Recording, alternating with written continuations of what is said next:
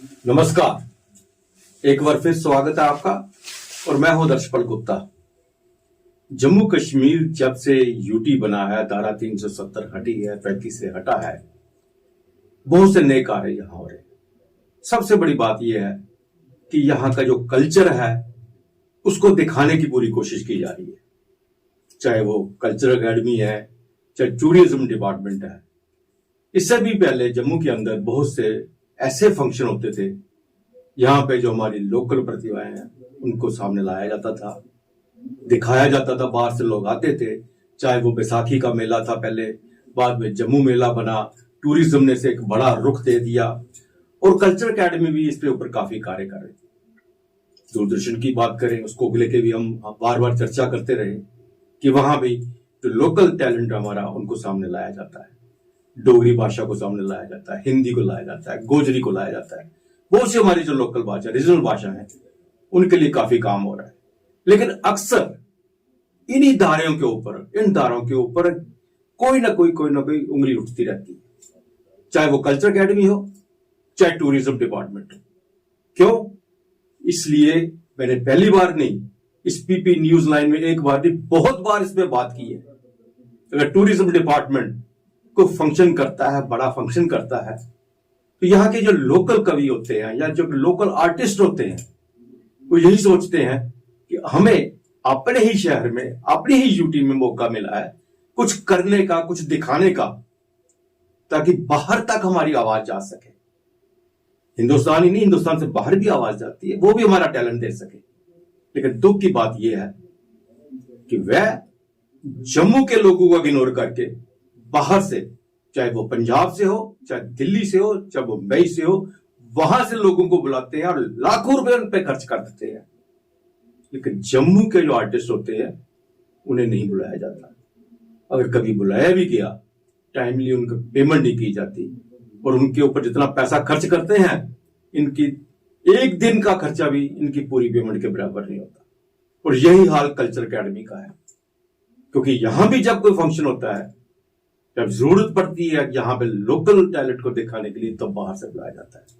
मुशायरे की बात करें, उर्दू में मुशायरा होता था, हिंदी में मुशायरा, कवि गोष्ठी से, और इस बार तो डोगरी में भी, जब एलजी साहब ने कहा कि डोगरी हमारी भाषा है, तो डोगरी में भी गणतंत्र दिवस के बाद जो मुशायरा होता है, कवि गोष्ठी होती है, उसमें भी भाग लेना चाहिए, उसको भी आगे बढ़ाना चाहिए।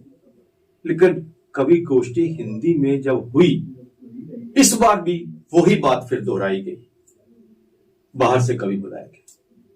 जम्मू के जो कवि थे, जिन्होंने अपनी जिंदगी दे दी जम्मू में लिखने में, उन्हें इग्नोर किया गया। जबकि चाहिए था कि जम्मू के लोगों को यह प्लेटफॉर्म मिले। आज हमारे साथ मैं कहूंगा जम्मू के दो डुग्गर रतन बैठे हुए हैं, जिन्होंने अपनी जिंदगी लेखनी को दे दी, किताबें लिखी, कविताएं लिखी। हर जगह वो जहां भी गोष्ठी हुई, जब जम्मू में, वहां पे वो गए, इनको सराहाया गया। लेकिन दुख की बात है, यहां इनको जाना चाहिए था, वहां इनको नहीं बुलाया गया। हमारे साथ है शेख मोहम्मद कल्याण साहब और अशोक कुमार जी। आपका बहुत बहुत स्वागत है पीपी न्यूज लाइन में। धन्यवाद। अशोक कुमार जी, आप लोगों ने तो बहुत कुछ इस फील्ड में किया है, बहुत किताबें भी लिखी हुई हैं, सब कुछ लिखा है। लेकिन क्या बात है, जब ऐसा मौका आता है तब आप लोगों को इग्नोर किया जाए। तो अभी हाल ही में जो कल्चर अकेडमी ने जो किया है जी, वो नाकाबिले बर्दाश्त है। उसके ऊपर तो प्रशासन को, एलजी साहब को ऊपर संज्ञान लेना चाहिए। क्या मैं जानना चाहूंगा आपसे कि क्या कुछ हुआ वहां पे? देखिए साहब, असल में मुद्दा ये है कि जम्मू में जो अच्छा लिखने वाले हैं उनकी कोई कमी नहीं है, और कुछ लोग तो कई वर्षों से लगातार अच्छा लिख रहे हैं, लेकिन अकादमी जो है तो ना तो उनका नाम जानती है, ना ही कभी उनको कभी बुलाती है। उसकी वजह यह है कि अकादमी के जो अधिकारी हैं उन्होंने कभी ये कोशिश ही नहीं की है कि ये देखने की कि शहर में या शहर के बाहर या पूरे प्रांत में कौन से ऐसे लोग हैं जो हिंदी में लिख रहे हैं और अच्छा लिख रहे हैं। उसके पीछे मैं एक और बात भी समझता हूँ कि अकादमी में जितने भी अधिकारी हैं या उनके जो कर्मचारी हैं, उनमें से कोई व्यक्ति उच्च शैक्षणिक योग्यता नहीं रखता हिंदी की, जी जी, जिससे वो ये फैसला कर सके कि कौन अच्छा लिखता है और कौन अच्छा नहीं लिखता। तो उसकी वजह से क्या हुआ कि अकादमी के पिछले 1 वर्ष में या 2 वर्ष में जो मैं कार्यक्रम देखता आ रहा हूँ, उनका स्तर जो है वो निरंतर जो है वो गिरता हुआ मुझे दिखाई दे रहा है। और ये जो अभी इन्होंने अखिल भारतीय हिंदी कवि सम्मेलन किया, इसमें तो ये रहा कि भाई भतीजावाद के जो लोग उनके पास हाजिर लगवाने जाते हैं उनको तो उन्होंने बुला लिया, और जो लोग हाजिर लगवाने नहीं जाते हैं उनको उन्होंने नहीं बुलाया। मतलब ये कहने का है कि कुछ जो बाहर से लोगों को बुला लिया, लोकल जो लोग थे उनको उन्होंने नहीं बुलाया। और सबसे बड़ी बात यह है कि क्या अकादमी के पास जो कमेटी होती है, जो एडवाइजर होती है, एडवाइजरी कमेटी होती है, क्या उनको एडवाइस नहीं करती कि किन को बुलाना चाहिए, यहाँ के कौन कौन से कवि हैं? दुर्भाग्य की बात यह है कि अकादमी की एडवाइजरी कमेटी जो है उसका गठन ही नहीं हुआ कई वर्षों से, वो एग्जिस्ट ही नहीं कर रही है। जब गठन नहीं है तो उनको कौन एडवाइस करेगा कि किन लोगों को बुलाना चाहिए और कौन से कार्यक्रम कराना चाहिए। देखिए, मैं स्वयं ये महसूस कर रहा हूँ कि जम्मू में जो नए लिखने वाले हैं वो अच्छा नहीं लिख रहे हैं, और कुछ पुराने लिखने वाले भी अच्छा नहीं लिख रहे हैं। तो उसके लिए एक वर्कशॉप जो है वो लगवाई जानी चाहिए, जहां पर उनको ये पता चले कि मेन स्ट्रीम हिंदी में क्या लिखा गया और क्या लिखा जा रहा है, और आगे कौन सी दिशाएं हैं जिन पर लिखने की संभावना है। ऐसा हो नहीं पा रहा।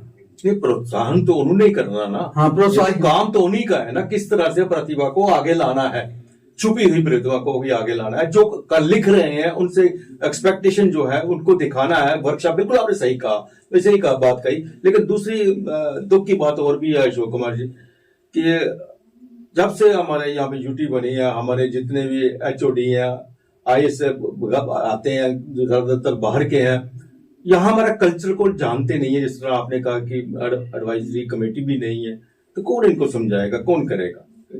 फिर उसके बाद ये नाराजगी जताते हैं जब अगर बीच में कहीं 4 कवि बाहर से बुला लिए हैं और एक कवि आपका जम्मू का है, तो कहते हैं जम्मू के कवि ने तो हमारा नाक कटवा दिया, हमें शर्मिंदगी हो रही है। जबकि वो कवि इस काबिल ही नहीं होता, उसने कभी लिखा ही नहीं, उसकी किताबें नहीं कभी प्रकाशित हुई, कुछ नहीं हुआ। क्या ऐसा चल रहा है यहाँ?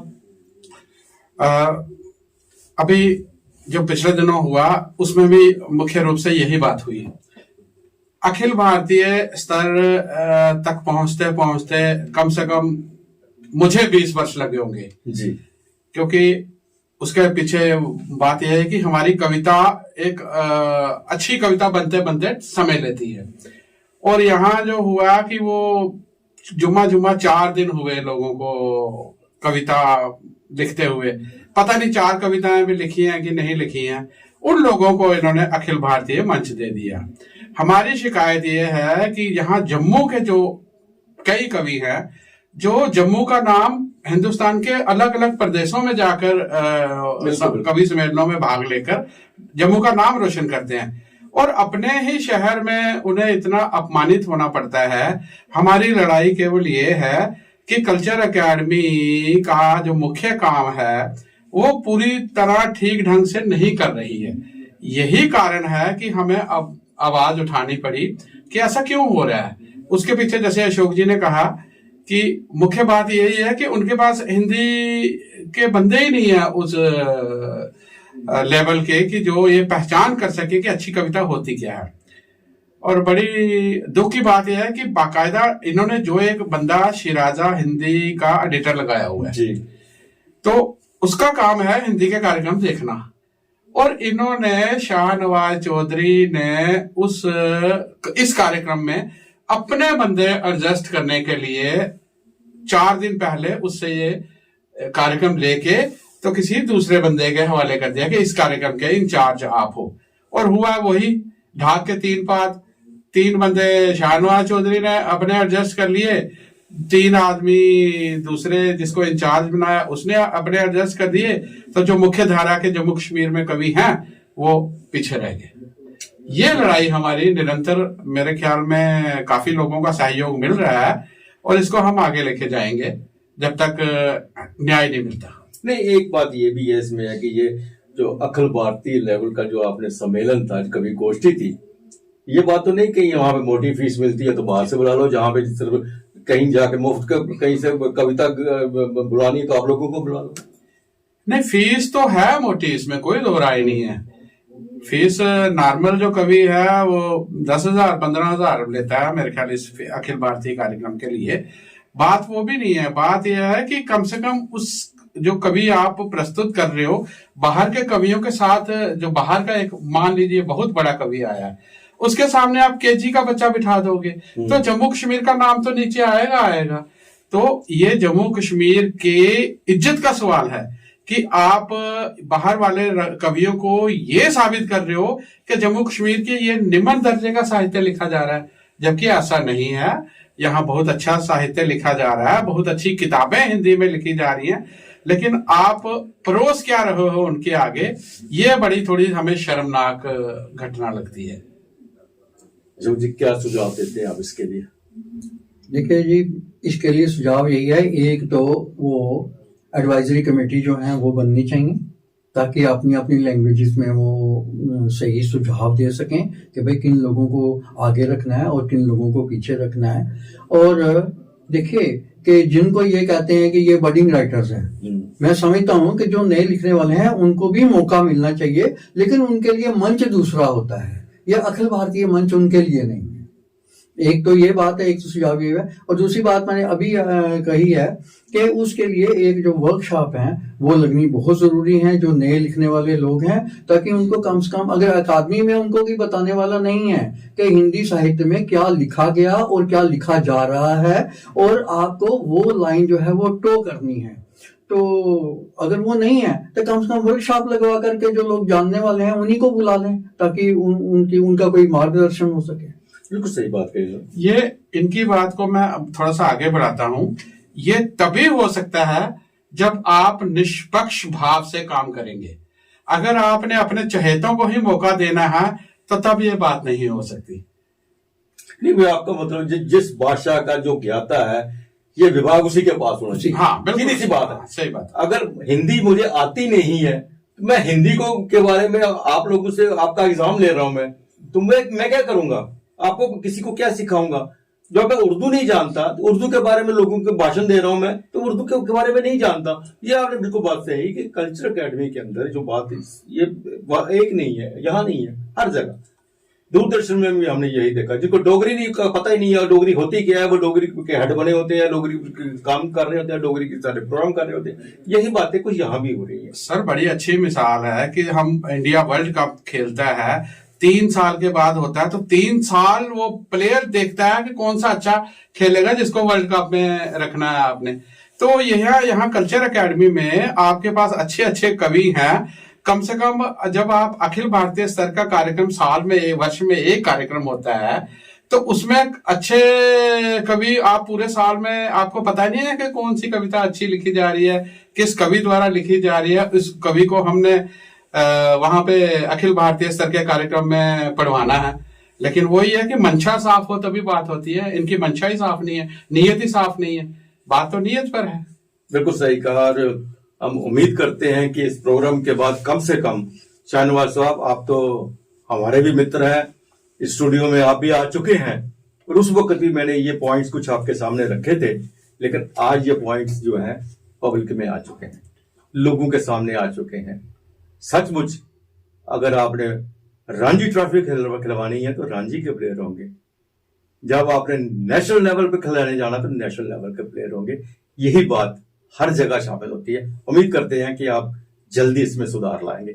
बहुत बहुत आपका धन्यवाद, आपने ये अपनी ये सारी बातें दर्शकों के सामने लाई और उम्मीद करते हैं कि एलजी साहब भी इस पे संज्ञान लेंगे। आज के लिए तो इतना ही, अगले प्रोग्राम में फिर आपसे भेंट होगी, तब तक इजाजत दीजिए। नमस्कार।